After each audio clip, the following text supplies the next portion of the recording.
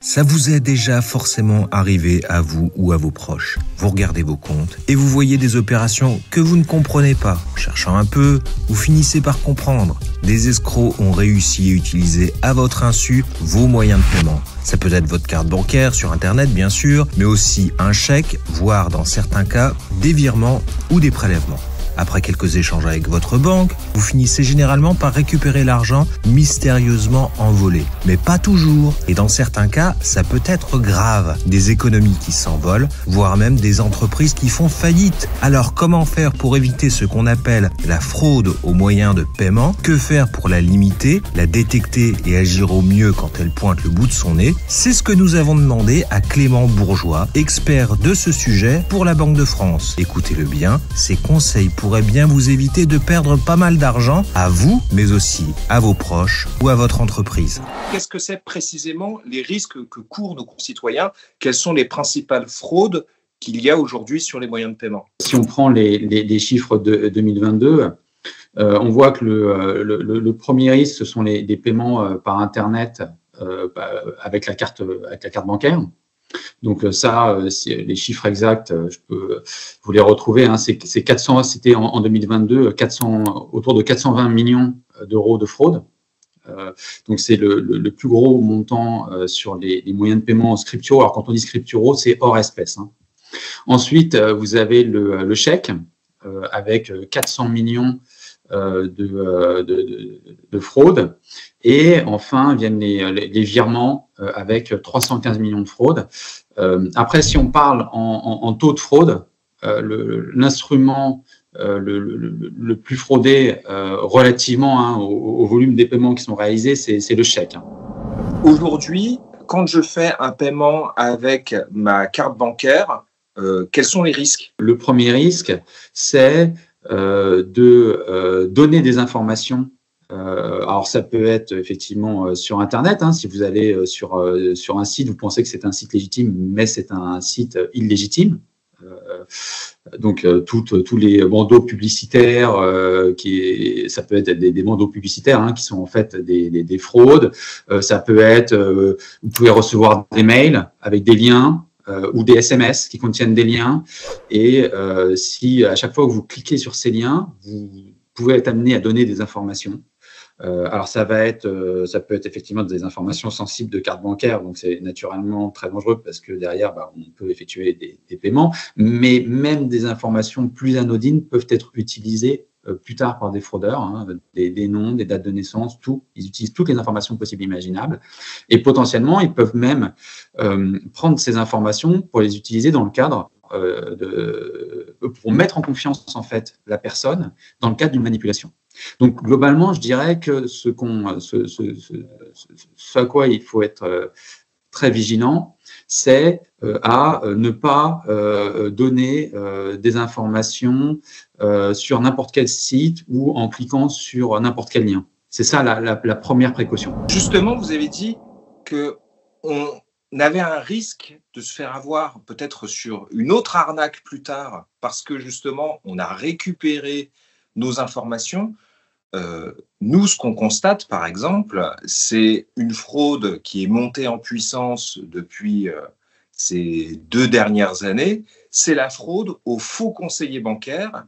Et je crois que, justement, celle-ci, elle utilise beaucoup d'informations qui ont été piochées auparavant. Et comme cette fraude aux faux conseillers bancaires, on sait qu'elle peut toucher sur des montants très importants. Est-ce que vous pouvez nous expliquer comment elle fonctionne, cette fraude? Tout à fait. Alors, vous avez très bien décrit les choses. C'est-à-dire que le mode de fonctionnement, c'est d'abord une collecte de données, alors effectivement, via des SMS, des mails ou tout autre moyen, des faux sites hein, pour récolter de l'information. Et ensuite, les fraudeurs, par exemple, vont vous passer un coup de fil et ils vont utiliser ces données pour essayer de vous mettre en confiance et de vous faire croire qu'ils sont une personne légitime. Alors, ça peut être, par exemple, votre conseiller bancaire.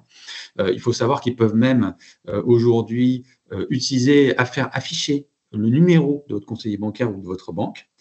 Ça, on pourra en parler plus tard, mais ça ne va plus être possible à partir d'octobre. Mais donc, vous allez recevoir, par exemple, un coup de fil d'un fraudeur qui va se faire passer pour votre conseiller bancaire et qui va vous demander de soit vous dire qu'il y a eu des opérations frauduleuses sur votre compte et qu'il faut absolument annuler les opérations. Donc, il va vous demander en fait, de valider des paiements. Il va vous dire que c'est pour annuler des opérations, mais en réalité, vous êtes en train de valider des paiements, ou il va vous dire de vite transférer tout votre argent sur un autre compte.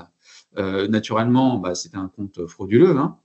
Donc, il est en train de vider vos comptes. Déjà, les premières règles, hein, c'est que un conseiller bancaire, votre banque, ne vous demandera absolument jamais de valider quelque opération que ce soit et ne vous demandera pas non plus vos mots de passe. Pour une raison très simple, c'est qu'ils n'en ont pas besoin de façon évidente. S'ils observaient des opérations louches, suspectes sur un compte, ils bloquent directement et ils n'ont pas besoin de votre intervention de façon assez évidente. Donc ça, si quelqu'un vous appelle en vous demandant soit des mots de passe ou bien de réaliser des opérations, vous êtes sûr que c'est un fraudeur. Et d'une manière générale, voilà, si on vous appelle et que on se présente, quelqu'un se présente comme ça peut être votre banque ou autre, hein, il est toujours bon de réaliser un contre-appel. Et de rappeler, d'utiliser, mais alors le contre-appel, c'est avec votre propre moyen, hein, c'est pas avec les moyens que la personne vous donne de façon évidente. Donc, vous rappelez soit, alors ça peut être la banque ou n'importe quelle institution, vous les rappelez par vos propres moyens pour vérifier que c'est bien eux qui vous ont appelé. Ça, c'est un principe de sécurité. Voilà. Mais après, bon, de toute façon, soyons clairs, si votre soi-disant conseiller bancaire vous appelle pour vous demander de valider des opérations, pour vous demander des mots de passe, vous êtes sûr que vous avez affaire à un fraudeur. Il n'y a aucun doute sur ce point. Ces fraudeurs, ils sont assez doués parce qu'ils ont un scénario qui est très bien écrit. Ils font en sorte d'être très crédibles dans leur voix, dans leur discours, dans les détails qu'ils donnent à notre sujet. Et en plus, ils utilisent des méthodes qui font monter du stress chez les gens en leur disant « Attention, il faut vous dépêcher d'agir parce qu'il y a quelqu'un qui utilise vos moyens de paiement. Donc, si vous n'agissez pas tout de suite, il risque d'y avoir problème. » Et donc, effectivement, dans la panique, il est tout à fait possible qu'on cède en fait et qu'on ne suive pas ces bonnes pratiques. Donc, si après coup je me dis mince, j'ai fait ça, j'aurais pas dû, je me suis peut-être fait avoir. Est-ce qu'il est trop tard ou est-ce qu'on peut encore non, il faut tout de suite appeler votre banque et lui signaler. Elle fera tout ce qui est possible pour potentiellement arrêter des virements. De façon évidente, il faut tout de suite appeler votre banque. Ça, il n'y a aucun doute dessus. Après, effectivement, hein, les fraudeurs vont utiliser cette méthode classique qui consiste à mettre les gens sous pression pour leur faire commettre des erreurs. Et pour qu'effectivement, ils ne regardent pas bien les messages d'alerte qu'ils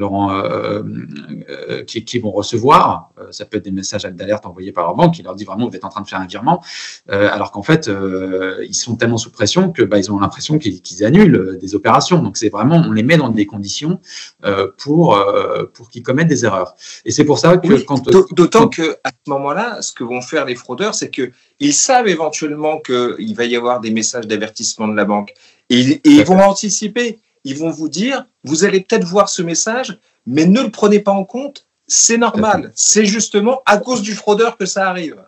Mais oui, tout à fait. Mais c'est pour ça que dès que vous sentez que vous êtes mis sous pression, il faut couper l'appel et il faut rappeler vous-même votre banque. Je sais que cette méthode du contre-appel, elle est aussi utilisée en tant que prévention dans une arnaque qui, cette fois-ci, cible beaucoup plus les entreprises, qui sont les arnaques aux faux ordres de virement. Est-ce que vous pouvez nous en dire quelques mots? On vous envoie une fausse facture ou on envoie un rappel sur une facture qui était légitime,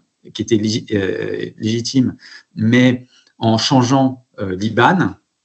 Et donc en mettant le fraudeur met son propre IBAN et donc demande à être payé. À la place, du prestataire ou de la personne, de l'entreprise qui doit être, du fournisseur qui doit être réellement payé. Et dans ces fraudes, effectivement, on peut voir parfois des gros montants. On avait vu dans l'actualité les plus grands fraudeurs aux faux ordres de virement qui s'étaient fait passer pour un ministre, notamment. Voilà. Non, vous avez la validité. Non, mais c'est ce qu'on appelle la fraude au président, qui malheureusement fonctionne encore. C'est-à-dire que quelqu'un se fait passer pour quelqu'un important de l'entreprise, ou enfin pour une personnalité, pour quelqu'un d'important, et demande donc à une personne de l'entreprise, ça peut être le comptable ou autre, de réaliser des opérations. Ça, la fraude au président, c'est un grand classique qui existe depuis très longtemps et qui existe toujours. Il faut toujours que les entreprises réalisent des contre-appels pour vérifier que c'est bien leur fournisseur ou leur prestataire qui leur a envoyé une facture. Il faut savoir que même pour les rappels de factures, il faut également réaliser un contre-appel, puisqu'on a vu des cas de fraudeurs qui s'étaient immiscés dans des boîtes mail, qui ont vu donc une première demande de paiement, une première facture, et qui ont reproduit à l'identique la facture en changeant l'IBAN, en mettant leur IBAN, quoi. Donc, il faut bien avoir en tête que il faut systématiquement rappeler son fournisseur pour vérifier, notamment pour les gros montants, pour les virements de compte courant, c'est bien vous que je vais payer. Et c'est vrai que ça peut mener à des fraudes qui conduisent à des grosses pertes. On vous le dit, s'il y a des chefs d'entreprise qui nous écoutent, c'est bien que vous soyez formés à ça, que vous ayez connaissance de cela, mais c'est aussi extrêmement important que vos services comptabilité, que les gens qui ont un moment ou un accès aux moyens de paiement de l'entreprise soient formés à cela, puisque véritablement, très souvent, c'est eux en fait qui sont ciblés, et on a vu des entreprises qui se sont retrouvées dans des situations très difficiles suite à ce genre d'escroquerie. Tout à fait. Alors, et il y a une procédure que les entreprises, si je peux juste ajouter sur ce point, que les entreprises peuvent mettre en place, qui est quand même assez efficace également, c'est la procédure des 4 yeux. Alors, quand on dit les 4 yeux, ça veut dire qu'il doit y avoir 2 personnes pour valider un paiement. Ce qui va mécaniquement limiter les risques, puisque la deuxième personne, potentiellement, peut se rendre compte qu'il y a un problème, vérifier, réaliser le contre-appel si la première n'a pas eu le réflexe de le faire. Donc, la procédure 4 yeux, c'est aussi une façon de renforcer cette sécurité. Donc, le contre-appel, la procédure 4 yeux, il ne faut pas hésiter à renforcer les dispositifs de sécurité, parce que, comme je l'ai dit, ça peut mener à des virements parfois de montants élevés et des pertes vraiment conséquentes pour les entreprises. Sachant que les fraudes sont quand même très bien faites. C'est faut savoir que des fraudeurs peuvent reproduire vraiment à l'identique une facture qui vous a été adressée et que vous n'avez pas réglée dans les premiers jours. Donc, c'est quand même assez vicieux. Sur la question des IBAN aussi, c'est très important que les entreprises protègent les données, les données financières sensibles, puisque si des données d'IBAN typiquement d'une entreprise ne sont pas bien protégées, et qu'un fraudeur de façon évidente peut, en ayant informatiquement accès, modifier les IBAN de fournisseurs à payer dans un système d'une entreprise, et l'entreprise, sans même s'en rendre compte, lorsqu'elle va effectuer des paiements, sur les comptes des fraudeurs. Donc ça, c'est aussi très important de sensibiliser les professionnels sur ce point, sur le fait d'assurer, de garantir vraiment un degré de sécurité élevé sur les données sensibles. En tant que particulier, justement, est-ce que moi aussi, je peux être sensible à des fraudes qui sont liées à des prélèvements, à des virements? C'est surtout le fait d'avoir un fraudeur qui réussit à vous transmettre son RIB pour le paiement, et c'est plutôt l'échange de RIB qui est dangereux. Parce qu'il arrive à se faire passer.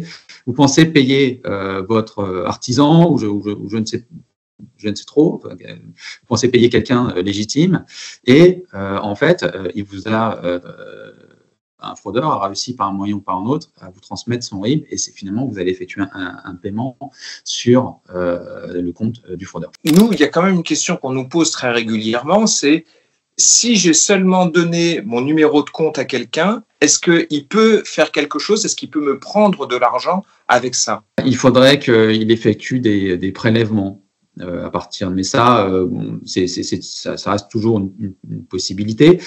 C'est un cas de fraude en volume qu'on voit quand même qui est très inférieur à ceux que j'ai déjà cités.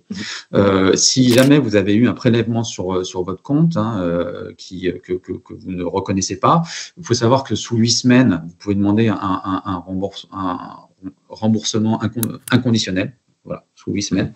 Et ensuite, vous avez 1 an pour porter réclamation et potentiellement demander à être remboursé. Qu'est-ce que je peux faire si je vois sur mon relevé bancaire des opérations que, à ma connaissance, je n'ai pas faites et qui sont peut-être des opérations frauduleuses? Comment je dois m'y prendre?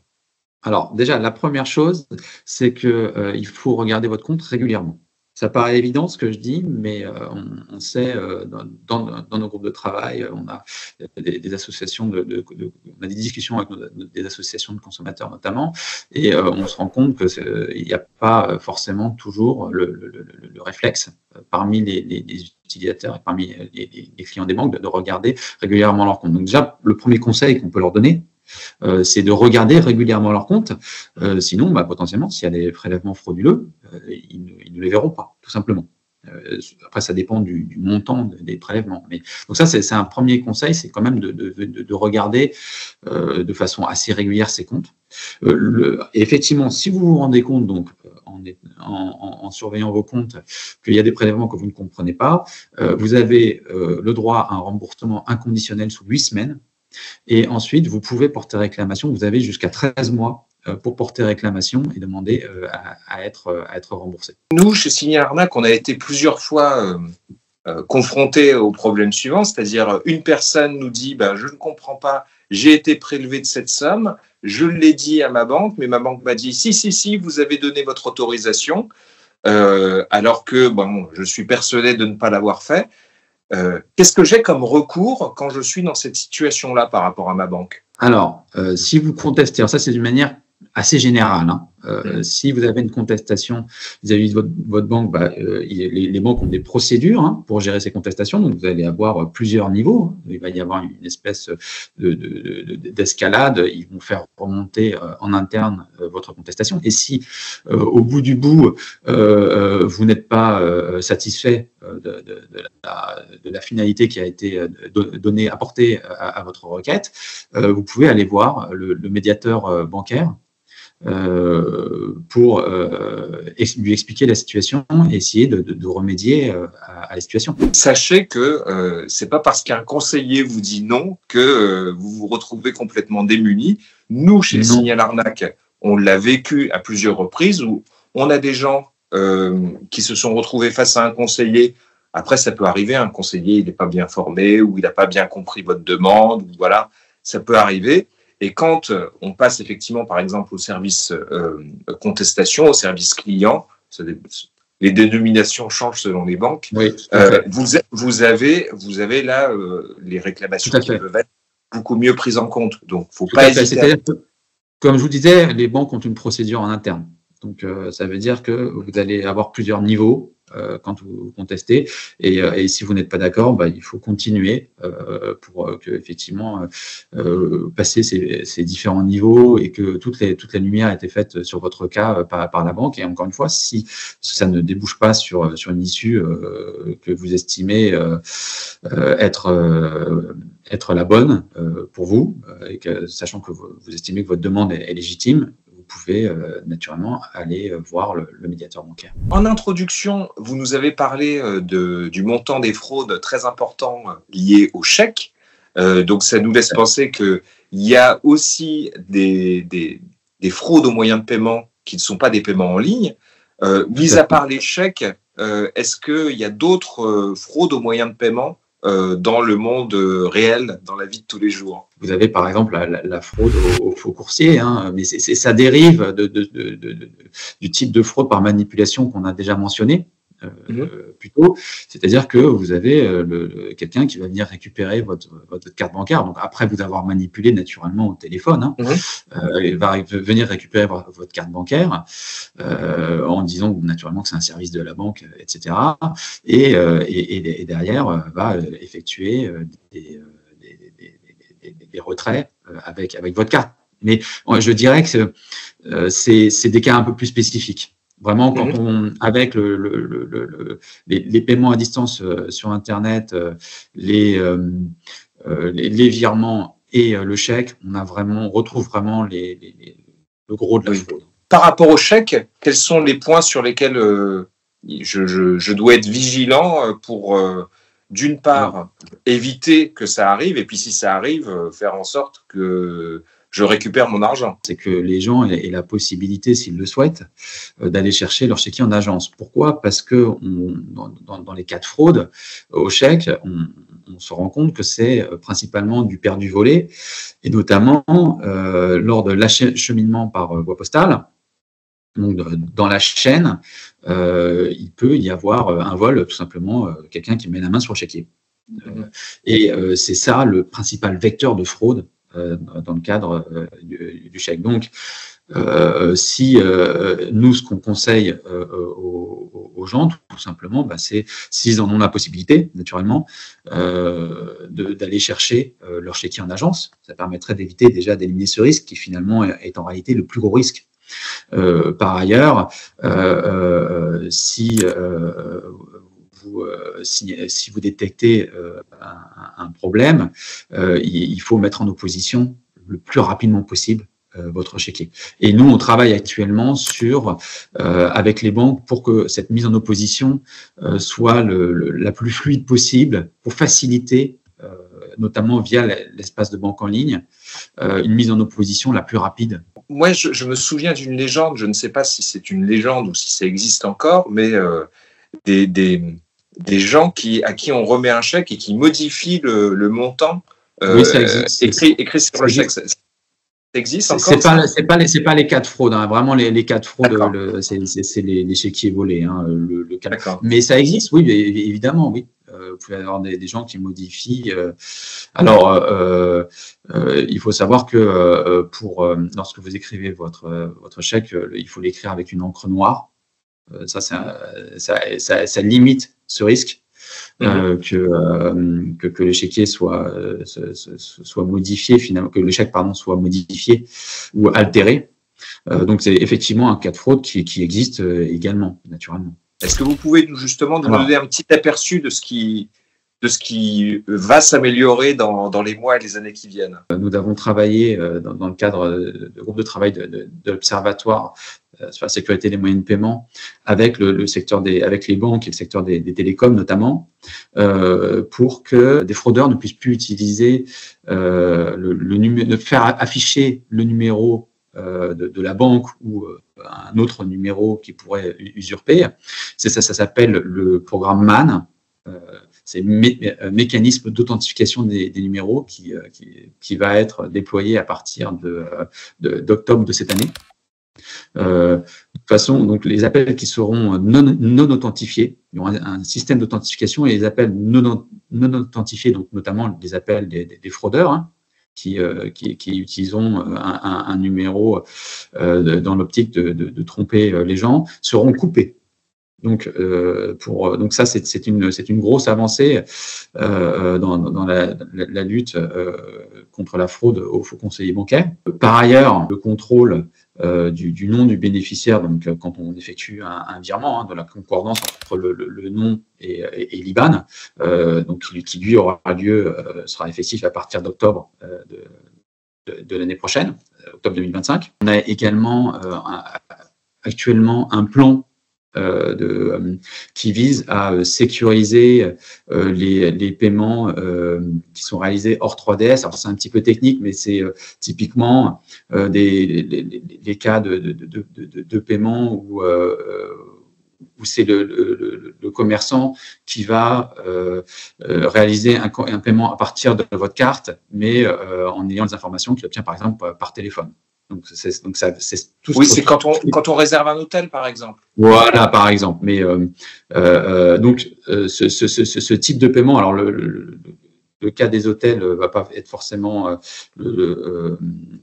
est pas forcément un bon exemple parce que ce secteur-là a des besoins spécifiques, donc il y a un certain nombre d'exemptions. Mais en revanche, pour tout ce type de paiement, on a un plan actuellement qui vise à sécuriser ce type de paiement, et c'est un secteur sur lequel on retrouve dans nos statistiques un taux de fraude assez élevé. Alors, ça concerne peu de paiements, mais en revanche, il y a des taux de fraude assez élevés, et donc du coup, on met en place actuellement un programme pour limiter la fraude sur ce secteur. Nous réfléchissons également à un partage d'informations entre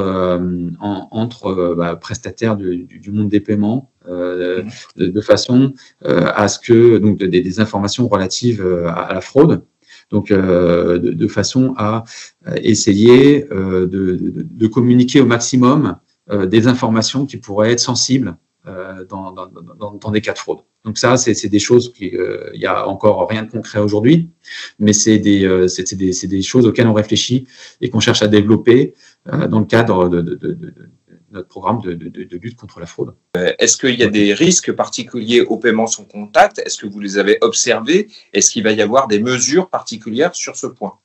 Non, sur le paiement sans contact ne présente pas de risque particulier. On peut vous le dire parce qu'on a les statistiques, et c'est pas du tout un secteur sur lequel on est vigilant. Moi, je dirais que là où on est très vigilant, c'est sur typiquement le virement instantané qui va être amené à se développer et qu'on soutient, hein, parce que le virement instantané, c'est quand même un instrument qui va être très utile à la société. Il faut savoir que l'instantanéité des paiements demande un besoin de sécurisation supplémentaire, puisque une fois que vous avez réalisé votre virement, le rappel de fonds est quasiment impossible, puisque si c'est un fraudeur qui a réussi, comme je le disais, hein, qui a réussi à vous faire un virement sur un de ses comptes, l'argent part tout de suite. Donc vous n'avez pas le délai classique que vous pouvez avoir de règlement. C'est bien justement de profiter d'en parler, parce que c'est vrai que quand on fait un virement et qu'éventuellement on se trompe ou qu'il y a une erreur ou que il a été fait par quelqu'un d'autre, bref, à ce moment-là, il y a une procédure dite de recall à laquelle vous faites référence.